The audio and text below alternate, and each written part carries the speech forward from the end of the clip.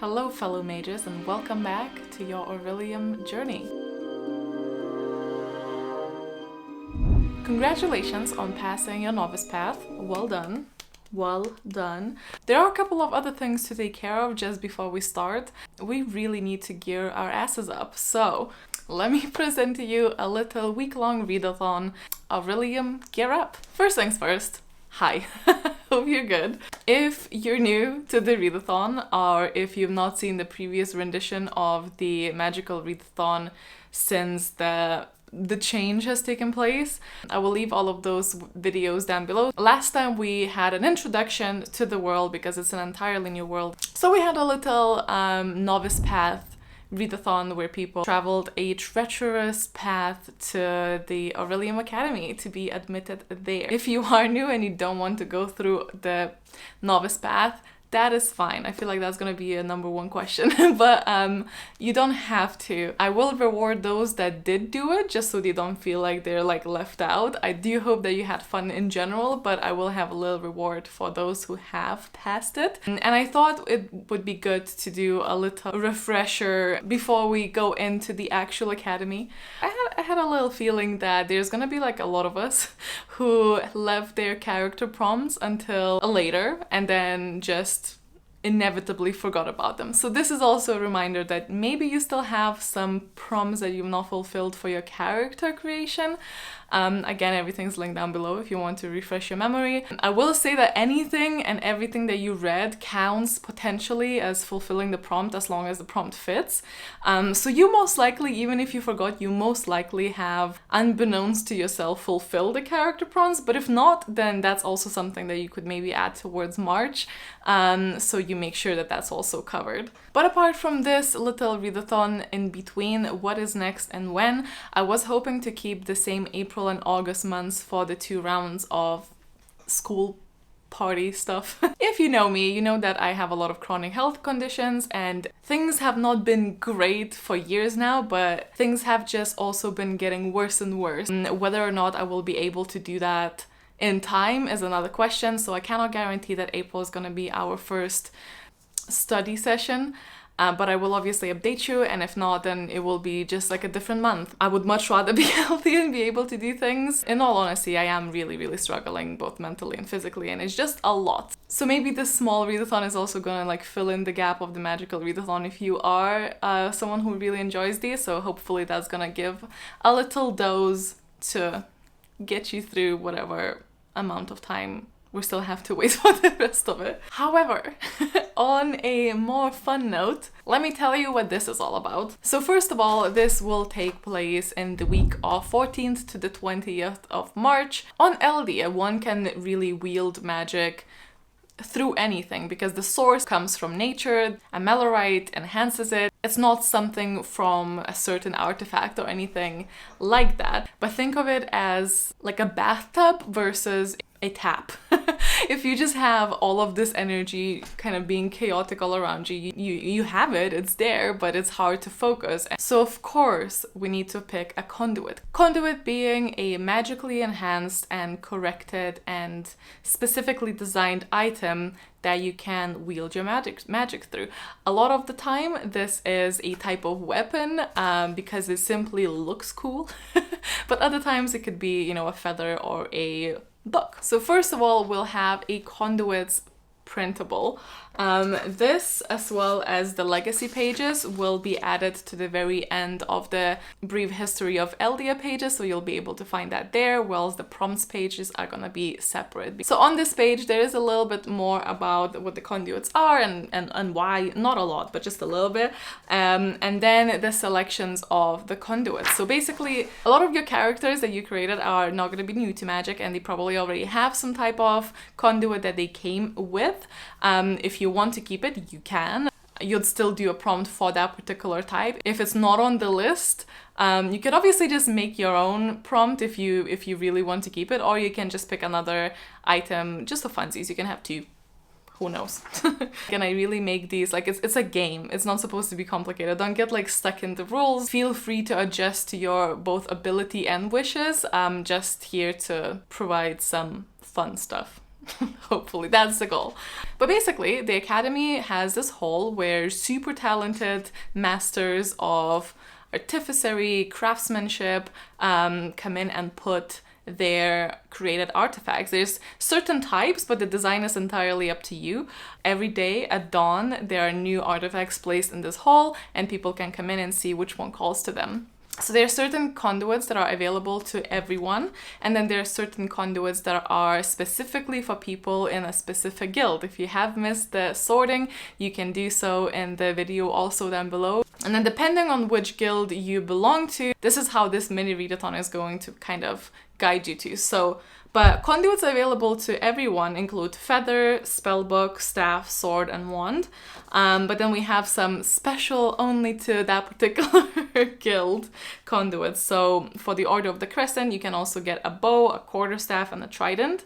For the House of the Arcane, you can choose a crystal or an orb. The Mindwalkers have a dagger. And then the members of the Archivists can have either a bone or a polearm. So if you are in the Archivist, your whole list of selection would be bone, polearm, and then everything that's available to everyone. So feather, spellbook, staff, sword, and wand. So you only need to pick one. If your design includes a staff with a crystal or with an orb, you still just pick whichever you think the magic is flowing through, whether it's the wand or the crystal. And then, as I said, there is another sheet for the prompts. It is called Admissions Key. Where is it? That bit. Admissions key, and this side is for the conduit. You again only need to pick one. There's a lot of prompts here because there's a lot of weapons or the conduits. The prompts are nothing entirely special. I wanted to keep it fairly straightforward. So for example, the ones that are available to everyone have a feather, read a book under 100 pages, a wand, branches on the cover, spellbook, book with at least 2 S's in the title. For a staff, it's book from a series, and a sword is a blade on a cover. And then there's obviously prompts for everything else. And then on the other side, we have prompts for something called the legacy. If these terms ring a bell, that will be for 2 reasons. First of all, on the Scholar's Key, which is your character sheet, in this box here, you both had the conduit and guild's legacy slots. So this is where you would write down what you actually picked, as well as in your guild's sheets here, you had unique gift and unique conduit sections here, which I told you last year not to worry about. Now you can worry about it. So, legacy, what is it? This is something that the guilds and their members throughout the ages, throughout the years, generation after generation have either came up with a unique skill or ability that they have invented, really honed in, really polished, and are only selectively teaching other members who join in. Every guild has a completely different set of abilities that kind of align with what the guild is overall, which you can again see in the document from last year for the guild ones. So for example, the Order of the Crescent members are taught how to summon, tame, and bond with a familiar. So they might go onto the expeditions to find creatures that they feel drawn towards, and then have a very, very special lifelong bond with them. These creatures then will amplify their magic, provide protection, provide companionship. It's beautiful. People were very excited about the animal familiar option when they did see this on the guild options. I really didn't want to narrow it down of what animals you can pick from because there's so many amazing choices. I will say these animals should be small to medium size, including all of the kind of mythology ones. I really doubt that there's gonna be an animal that couldn't exist in Eldia, so go wild. Or it can be just a simple animal like a cat or a dog. On the legacy pages, the Order of the Crescent is the shortest paragraph because there's a lot of flexibility and because I didn't list the choices. I hope the fact that it's a very coveted ability plus the Order of the Crescent have more conduit choices will kind of even it out, and I hope you'll still find it fun. And then basically the prompt is whatever animal you chose to read a book that has that animal either as a title on the cover or in the story, and if it's really, really impossible to find one, something similar to that animal that you picked. A bit more of a flexible prompt for you guys. House of the Arcane members are offered an artifact because obviously this is a guild filled with very, mad scientists. There's a couple of items that are really known and passed through the ages. They're bonded to you in your life, so actually once you you know, that item will lose its ability. So it's not something hereditary, but it's something for you to always use. Normally enchanted items have some sort of expiration date, but not these, because these are created by the best of the best. So from the things that you can pick from, you have the Locket of the Clear Mind. I'm just gonna read it because that's probably shorter than me rambling about it. Allows one to attain near perfect mental focus on the task at hand, no matter how scattered brained they felt before. There is a problem that cannot be solved while wearing the locket. You can have an animated broom, which was kind of made as a joke for the stereotypes of like witches.